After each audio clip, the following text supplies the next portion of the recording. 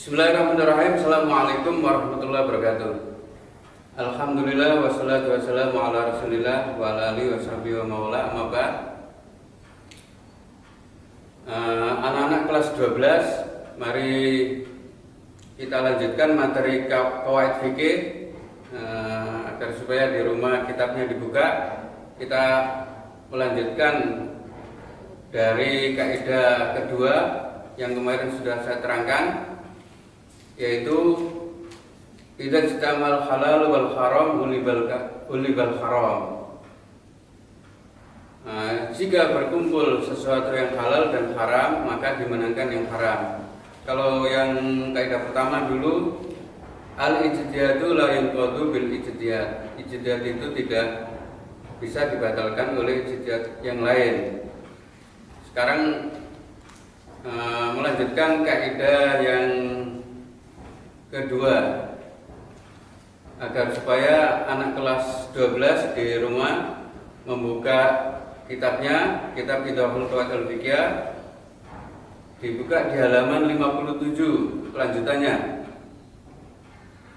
Saya artikan, wa yadkhulu fi hadhil qaidah aidon qaidatun, lan mlebu ing dalam kaidah iki aidon halemane apa qaidatun kaidah idza istama'a, jika berkumpul fil ibadati di dalam ibadah, janibul hadari, sisi bermukim, wa janibus safari, lan sisi bepergian, liba janibul hadari, dimenangkan sisi bermukim.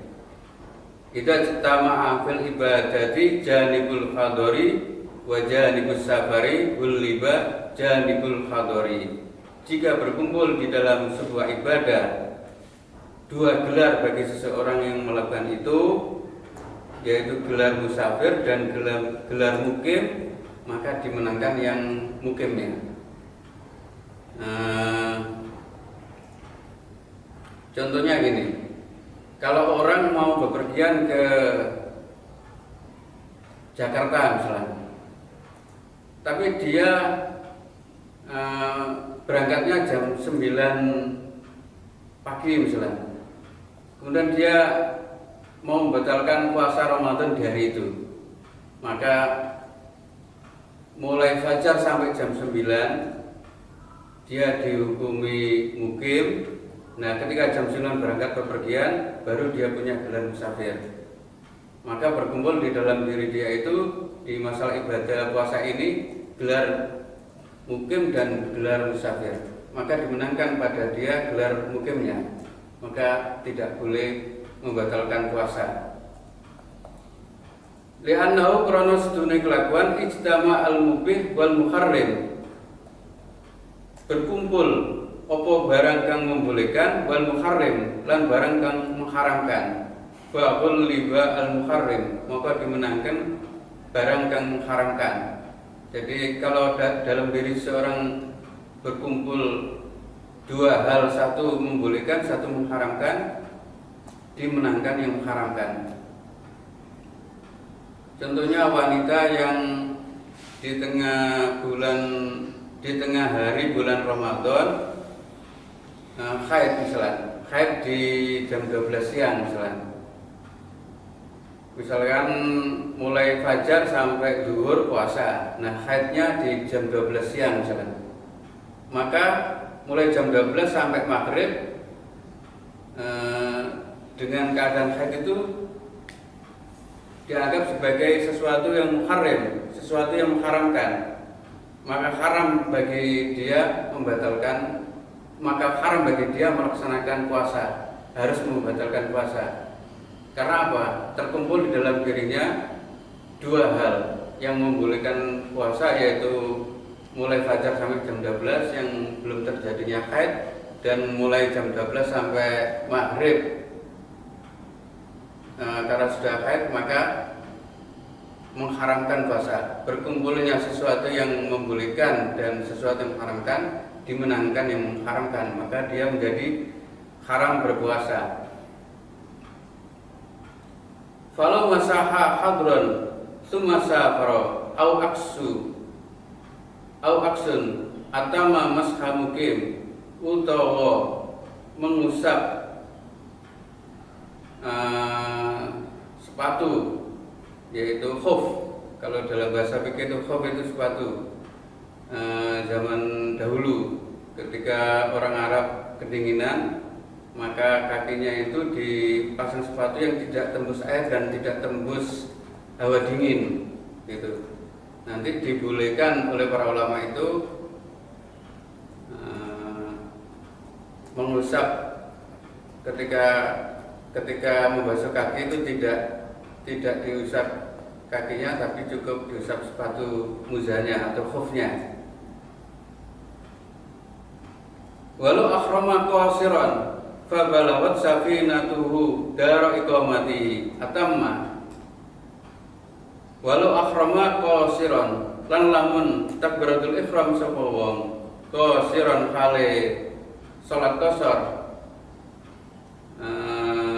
karena dalam bepergian dia mengqasar salat, fabalawat safinatuhu moko sampai apa kapal atau praune wong daro iqamati ing negara mukime, keburu sampai tempat tinggalnya, atama moko wajib sholat sempurna. Artinya sholat qasarnya menjadi tidak boleh, menjadi batal karena keburu sampai. Maka ketika orang mengqasar sholat zuhur di bepergian, dia harus seluruh waktu zuhur itu di dalam bepergian, atau dia mengqasar sholat asar misalnya di bepergian, maka seluruh sholat asar itu harus dalam bepergian. Tapi kalau dia sholat asar mengqasar di bepergian, waktu asar belum habis dia keburu sampai ke rumahnya, maka dia harus atamma, dia harus melaksanakan sholat asar dengan sempurna, tidak boleh mengqasar. Misalnya sholat asar, maka dia harus sholat asar 4 rakaat, tidak boleh sholat asar 2 rakaat. Yang 4 rakaat itu namanya mutim atau atamma, menyempurnakan 4 rakaat. Yang 2 rakaat itu namanya qasar, dan bolehnya 2 rakaat itu kalau dia punya gelar musafir. Karena apa? Karena kalau dia waktu asar belum sampai, sudah sampai rumahnya, berarti dia punya gelar 2. Satu gelar musafir ketika dalam bepergian, satunya gelar mukim karena keburu sampai di rumahnya. Terkumpullah pada dirinya gelar musafir sama gelar mukim. Gelar mukimnya mengharamkan dia mengqasar, gelar musafirnya membolehkan dia mengqasar. Berkumpullah sesuatu yang mengharamkan dan membolehkan, maka dimenangkan yang mengharamkan. Jadi itu penerapan kaidah idza jtama'a fil ibadati janibul hadari wa janibus safari ulliba janibul hadari. Saya lanjutkan.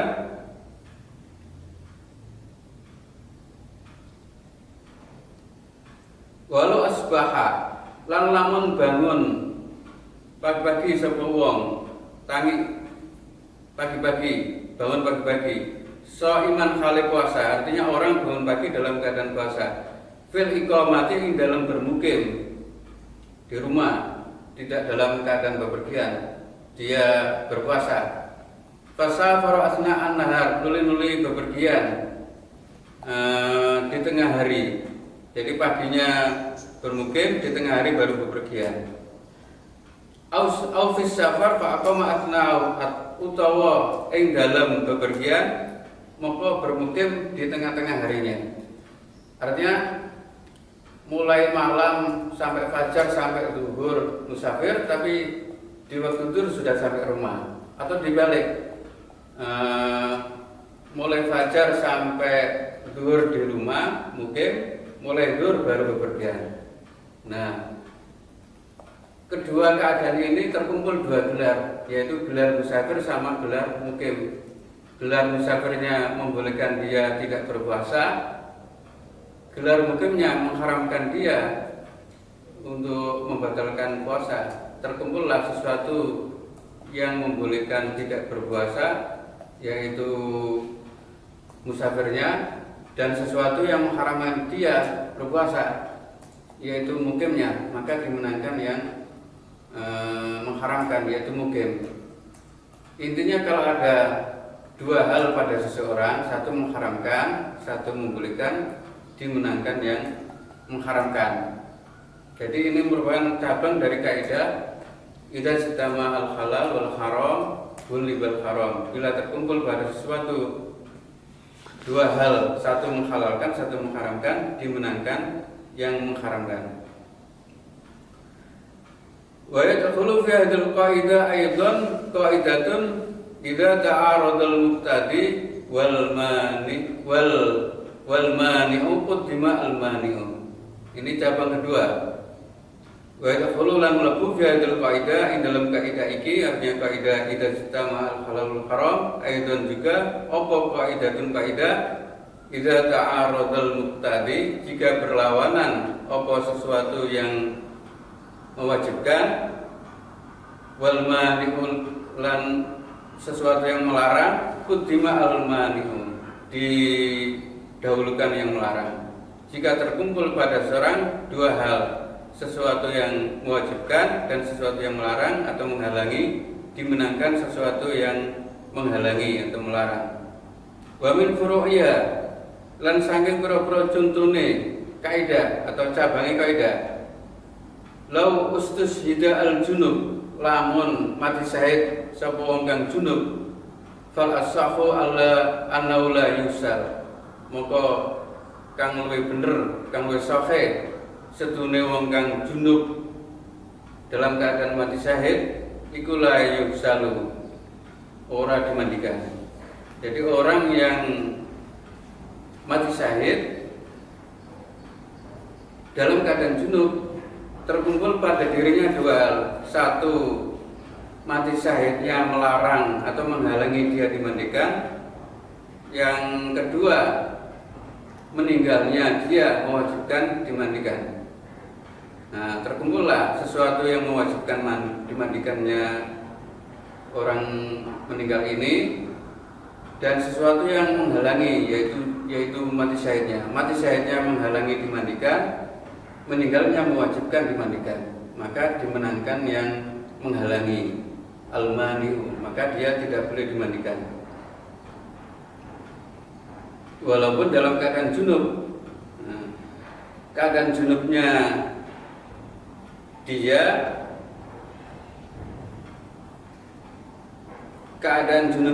mewajibkan dimandikan, mati syahidnya menghalangi, gitu.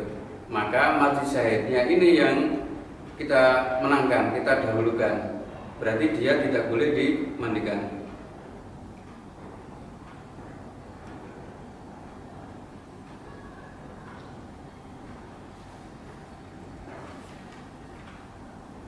Nah, sekarang kita masuk ke kaidah yang ketiga.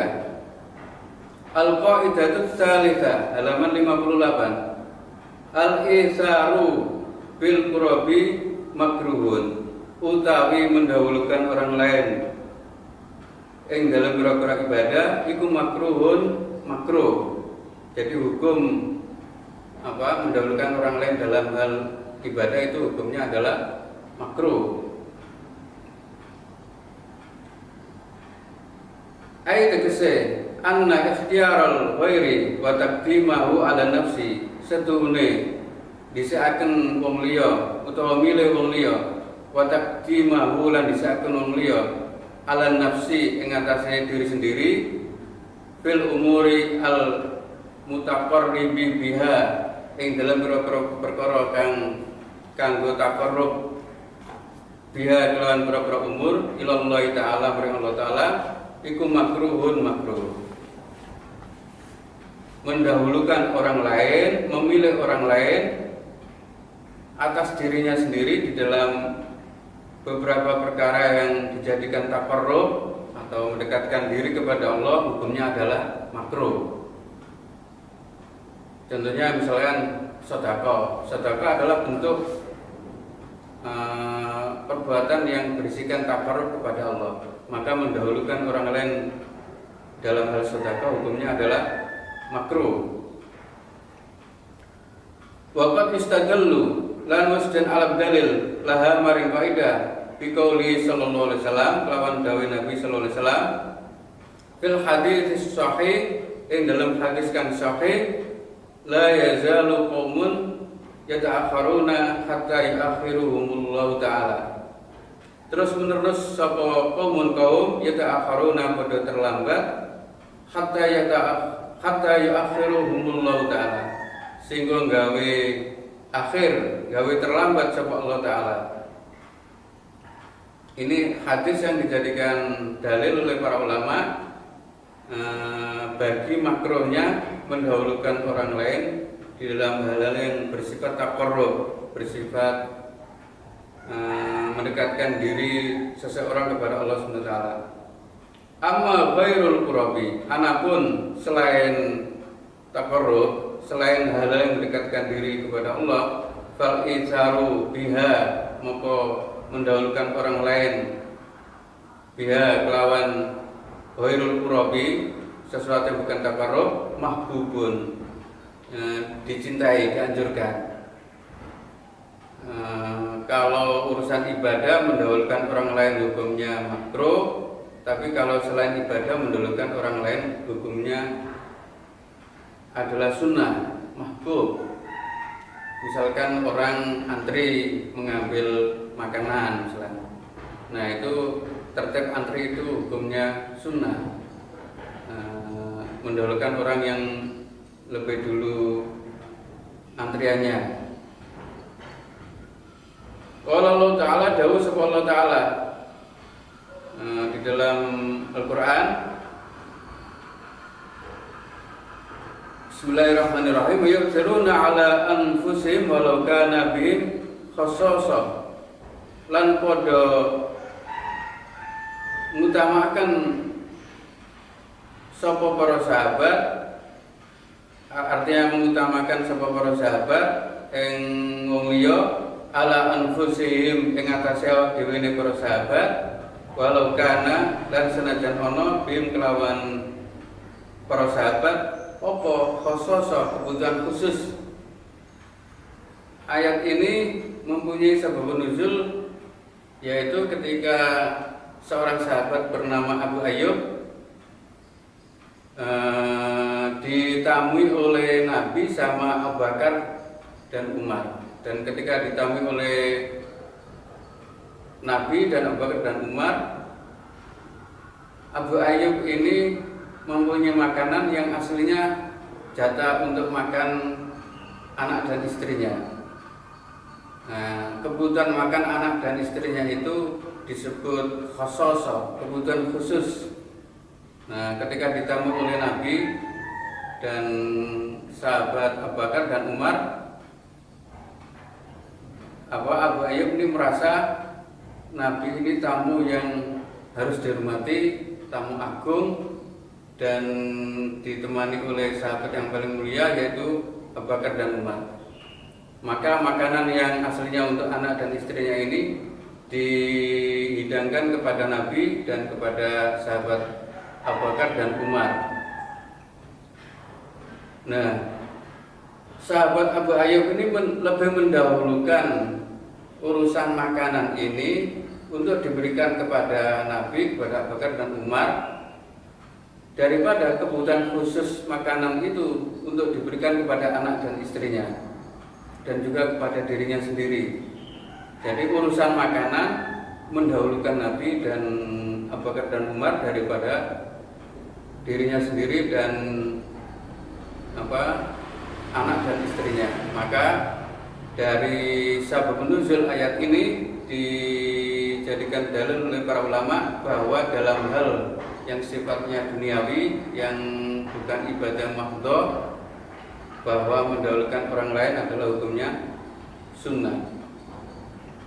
Tapi dalam hal yang sifatnya ibadah seperti sedekah,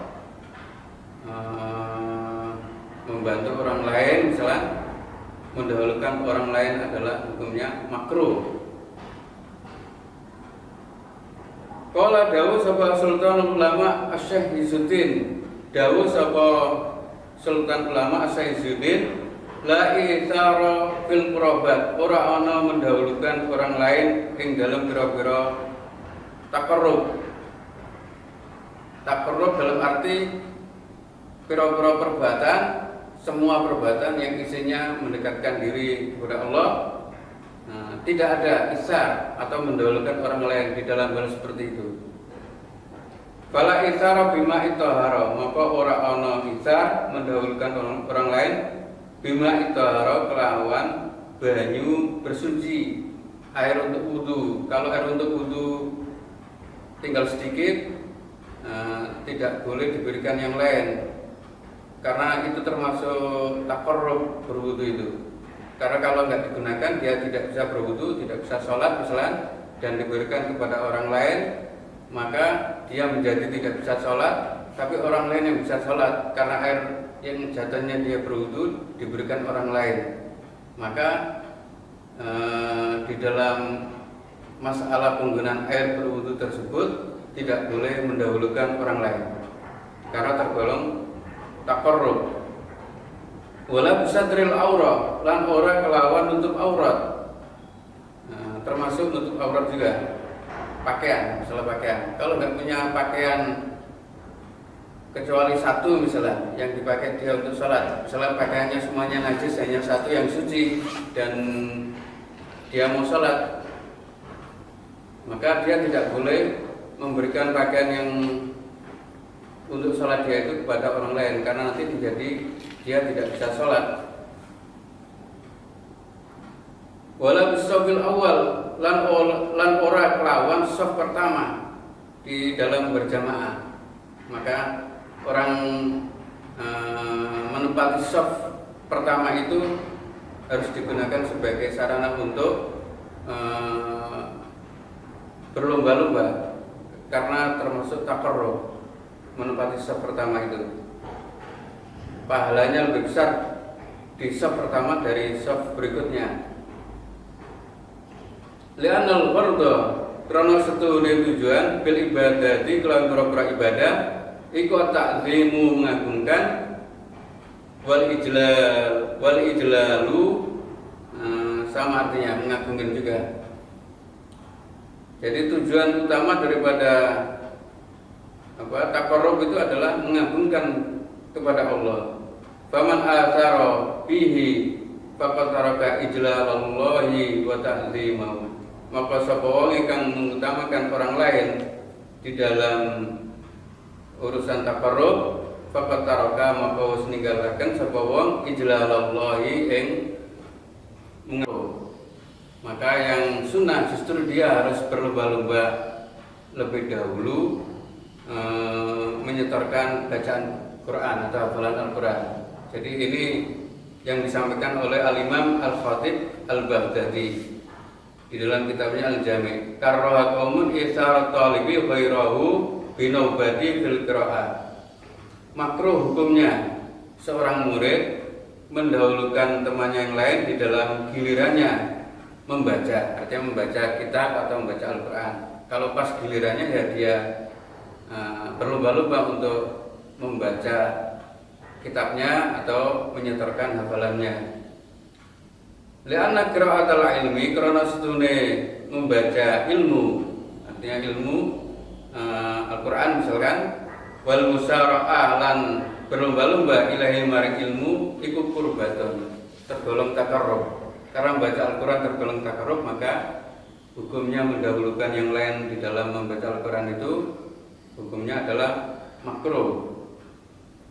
Wal itharu lan tawi isar, mutamakan orang lain fil qurabi kelawan taqarrub iku makruhun, makruh. Pokok jazama lan wis netepaken bidzalika kelawan mengkono makruh sapa An-Nawawi, Imam An-Nawawi fi Syarhil Muhadzab ing dalam kitab Syarh Al-Muhadzab atau nama lengkapnya kitab Al-Majmu'. Jadi intinya kesimpulannya al-isaru bil qurabi makruhun ya. Kaidah ketiga al-isaru bil qurabi makruhun, mendahulukan orang lain dalam hal ibadah hukumnya adalah makruh. Dilanjutkan lengkapnya kaidahnya wabil ghairiha mahbubun, dan di dalam hal selain ibadah hukumnya makruh. Contohnya yang dalam hal ibadah misalnya mendahulukan orang lain sedekah hukumnya makruh, mendahulukan orang lain membaca Al-Quran hukumnya makruh. Tapi mendahulukan orang lain di dalam hal bukan ibadah hukumnya sunnah. Misalkan dalam hal makan misalnya hukumnya sunnah. Dalam hal ada orang jatuh misalnya, nah menolong orang jatuh itu adalah merupakan takarrub, maka mendahulukan orang lain adalah makruh. Ada orang meminta-minta, mendahulukan orang lain memberi orang meminta-minta selagi kita punya sesuatu yang kita bisa berikan adalah hukumnya makruh.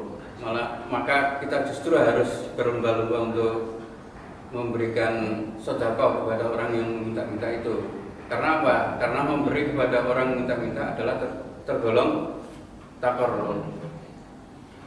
Ini dulu pertemuan ketiga untuk kelas 12, yaitu ada 3 kaidah yang kita bahas pada pertemuan ini. Pertama, kaidah halaman 57, idza istama'a fil ibadati janibul hadari wa janibus sabari uliba janibul hadari. Kaidah yang kedua, idza ta'aradal muqtadi wal mani qudima al mani. Kemudian kaidah yang ketiga, al-insaru bil qurabi makruhun wa fi ghairiha mahbubun. Ini kaidah yang dulu waktu kelas 1 sudah dihafalkan, dan ini isi penjelasannya di kitab Idahul Qawaid telah diberi banyak contoh oleh para ulama. Bisa ditelaah ulang di kitab di rumahnya masing-masing. Mudah-mudahan ilmunya manfaat. Kita cukupkan sampai di sini. Ila liqa, akhirul kalam. Wassalamualaikum warahmatullahi wabarakatuh.